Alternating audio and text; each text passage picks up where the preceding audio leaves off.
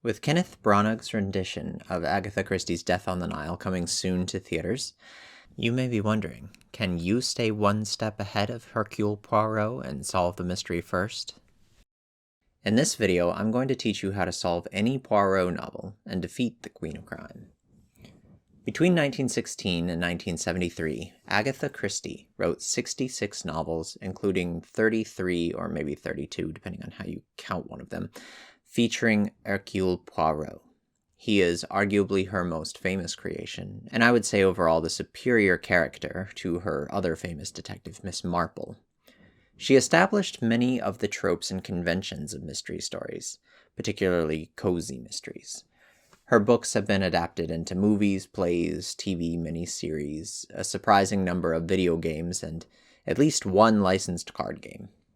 She remains unmatched in terms of twists, so once you've mastered these tricks to solve her mysteries, you can feel particularly smug. Let's get started. Part 1. Agatha Christie. First, you need to know a bit about Christie's politics and worldview, since this influences her story significantly and can often give you a pretty good starting place for assessing suspects. As Michael Neiman wrote in his 2018 essay, The Politics of Crime Fiction, a typical work of crime fiction, be it detective, police procedural, espionage, or even noir, begins with a disruption of a seemingly stable reality. The arc of the plot takes the protagonist through a series of challenges that keep increasing the tension until the climax, when the crime is solved and the status quo ante is restored. The genre is therefore essentially conservative. Later in the essay, he calls out Christie as particularly conservative even for the genre. She was also quite racist in that peculiarly British way that involves lots of digs against the French. What I'm saying is that if there is a foreign, i.e. not British, person, and especially a foreign woman in the cast, you shouldn't be surprised if it turns out they are the murderer. Also, Christie is going to be exacting justice in her stories. That often means the murderer is going to also be a generally unpleasant and unpopular person, or it can mean that the victims being portrayed as deserving death and the murderers being the one exacting the justice. Either way, solving the crime should restore order, so keep that in mind. That being said, murderers in Poirot novels do tend to have a pretty diverse set of relationships to their victims. This chart shows the relative frequency of various kinds of relationships between victims and murderers. Next, it is important to remember that Christie mysteries in general, and Poirot stories in particular, are essentially magic tricks. Like any magic trick, the key is misdirection. Christie has you paying attention to one thing to distract you from the obvious thing happening right in front of you. Poirot is the magician in this analogy, so when he says something like this, "You know, Hastings, there are in this case only 2 points of any significance. Oh, really? What are they? The first is the state of the weather on Tuesday. Do not forget that, mon ami. It is the key to the whole riddle." That's a lot of fun, but it's not going to help you solve the mystery. Don't get lost in his misdirection. After the reveal, you can come back to what Poirot says and it will all make sense, but do not try to solve it following his reasoning. Also, never dismiss a potential suspect out of hand because they seem beyond suspicion.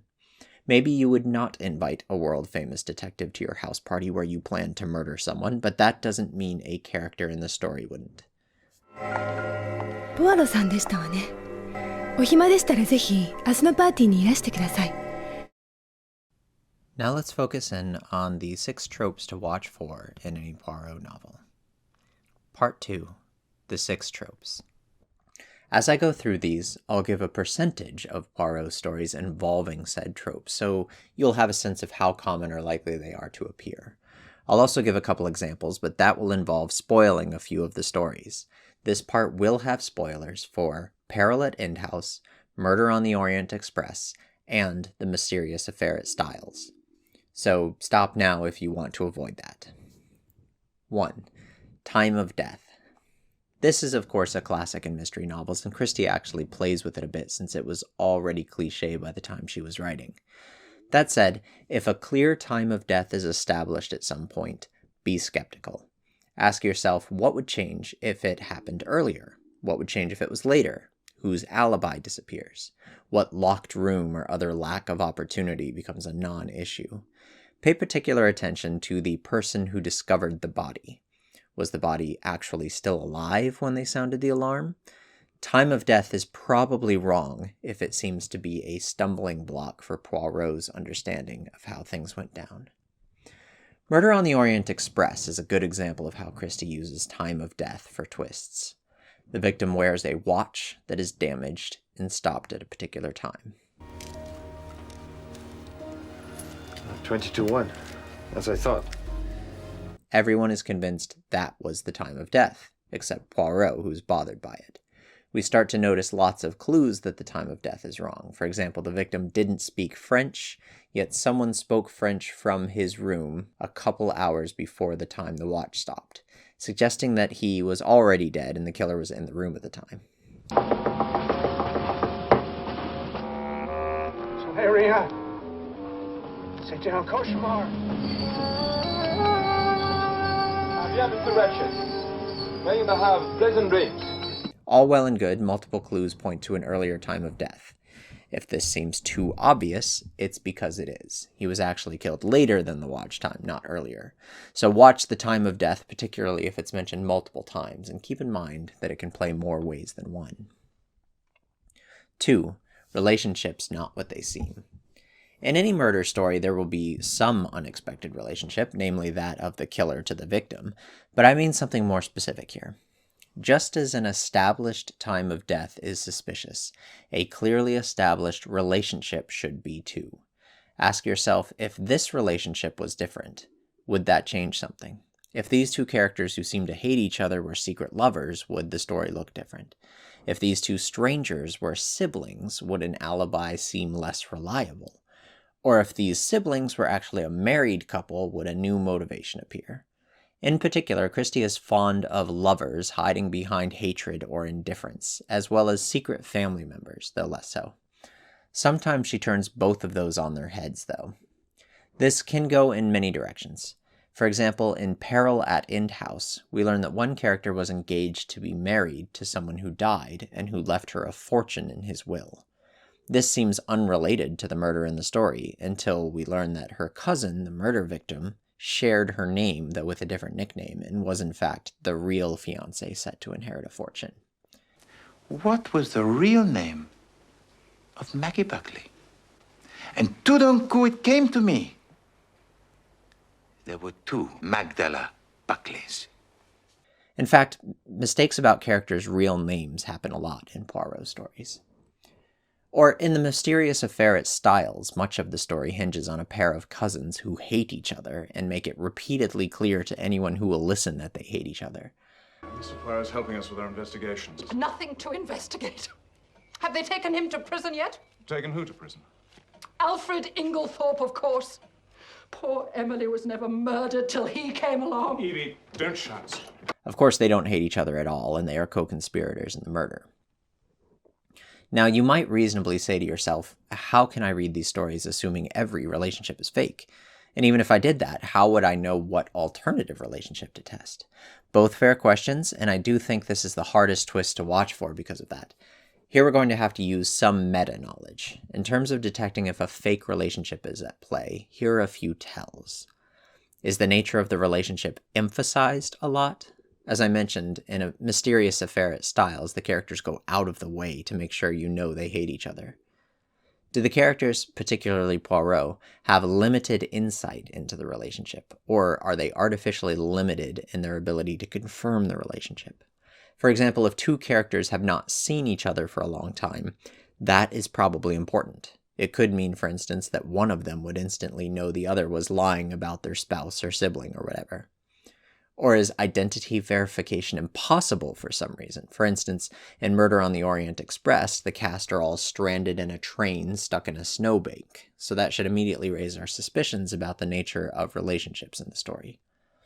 Are the characters providing alibis for each other that are believed because of the nature of their relationships? Are they assumed to not be a suspect because of the nature of their relationship with the deceased? Anytime you or the characters are writing off someone as a viable suspect based on a relationship, pause for a moment and consider. Or is there an apparent love triangle? What if the third wheel in that love triangle is actually the real love interest? In terms of figuring out the nature of fake relationships, all I've really got for you is that lovers and or bio-siblings tend to be her favorites. 3. Primary death issue. This one is much less common, but it's one of my favorites, and it leads to some of the best twists when it occurs. Essentially, what mystery are you actually trying to solve here? Was murder A the primary murder, and murder B was to cover up something from murder A? Or was it the other way around? No. Wait a minute. It was actually the other way round. Does it look like the murderer made a mistake and killed the wrong person? Christie will play with this and reverse it, so if you and all the characters think, oh, the wrong person died, ask yourself what would this look like if the right person, in fact, was murdered after all. Going back to Peril at End House, the whole story we are set up to believe one character, Nick Buckley, is the intended victim, and her cousin Magda is killed by mistake when her assailant was trying to kill Nick. Here, the twist is that Magda was the intended victim all along. After killing her, Nick was free to pretend to be the Magdalena Buckley with the rich dead fiancé and inherit the money. まさかニックさんの勝利をしていたから。ええ、ニックさんとマギーさんを間違えたようです。 More commonly, you'll see stories with multiple murders and with misdirection about why the multiple murders occurred. Maybe it looks like a later murder is covering up for an earlier one, when in fact it's the opposite. Or maybe it looks like the killer committed 2 murders, when in fact the 2 murders were committed by completely different people. There are many ways multiple murders can be used to misdirect, so if there are multiple murders, you should question the obvious narrative about them. 4. Obviously not. Another one of my favorite types of Christie twists is what I like to call obviously not. Essentially, we're presented with an obvious solution early on. It's so obvious, it must be wrong. This is a mystery, and so we and the characters set about proving it wrong, only to discover that no, actually the twist is that it was the obvious thing all along. Think of the form, character A is obviously the murderer. No, wait, she has a perfect alibi. But aha, that's because the time of death was actually 6 hours later. It's her. Let's take a look at 2 variations on this that are pretty good examples of the 2 ways Christie tends to employ this trope. First, murder on the Orient Express. Here, everyone seems to have a motive, and the victim is stabbed many times with wounds apparently inflicted by both right and left-handed people. The obvious solution here is that everyone murdered him together, but the reader will usually dismiss that because the formula for a mystery novel is for there to be evidence pointing at several suspects, but only one guilty one. Except, of course, that's the solution. They were all in on it together. Everyone stabbed Ratchet once. Second, mysterious affair at Styles. Here we have an obvious suspect. He's not only a suspicious foreigner, he's odious and has a really clear motive. Lots of evidence points to him, but Poirot is obsessed with exonerating him and does. Later we find out not only was it him, Poirot knew it was him, but needed more time to gather the right evidence so a conviction would stick. He and his accomplice were hoping to have him seem obvious, then have the exonerating evidence come out at trial in order to free him. 5. Disguises, or who, where, when. Often we are told that a particular character was seen somewhere, only to find out later that it was somebody else entirely. To spot this in advance, there are a few tells to watch for. People mentioned to look similar, twins in particular, someone people haven't met in person or who hasn't been seen in a long time, a person with some really obvious characteristic or signature look that could be impersonated. Costumes and disguise being explicitly mentioned in some way should make you ask, were they used in a different way? Keep an eye on domestic staff or waitstaff.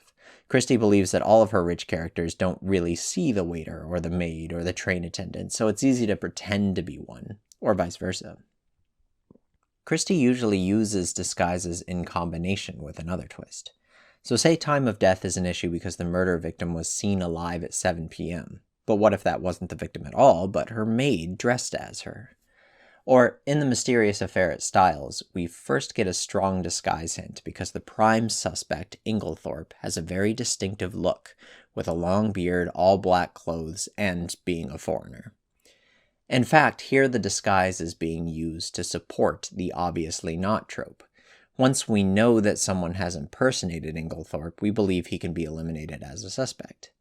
In fact, we throw in a misdirection about a relationship and in the end learn that not only was he the actual killer, but the person impersonating him was in fact working with him to have him accused and then exonerated. It's a pretty convoluted plan. Oh, and also you'll need to know that these disguises are going to be perfect. Never dismiss the theory that a disguise could be involved because you think, oh, it wouldn't be possible to pull that off. Mistaken identity is always a possibility with Agatha Christie.